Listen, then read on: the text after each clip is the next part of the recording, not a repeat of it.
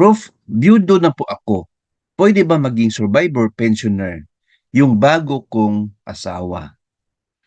Interesting question po from Sir about GSIS, Survivorship Pensioner. Sige po, I will answer this question in a direct, concise, and with example. Let's get started.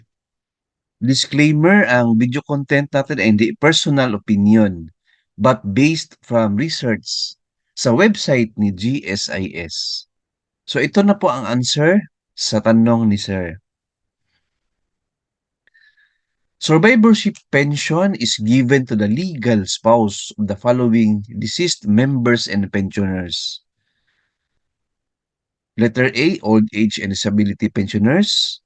Letter B, active members who have at least 15 years of periods with paid premiums.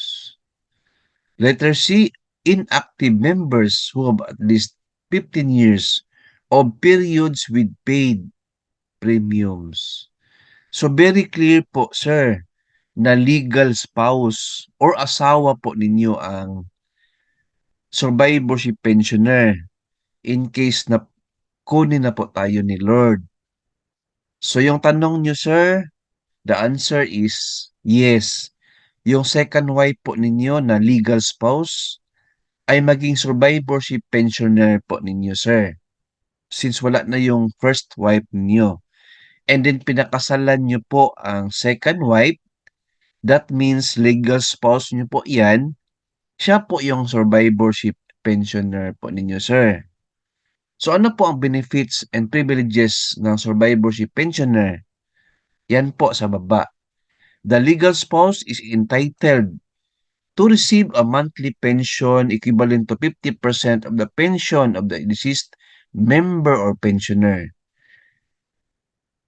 Ibig sabihin, sir, kung halimbawa 20,000 yung monthly pension nyo, 50% to that na which is 10,000, yan po ang monthly pension ni second wife or ni legal spouse or ni survivorship pensioner.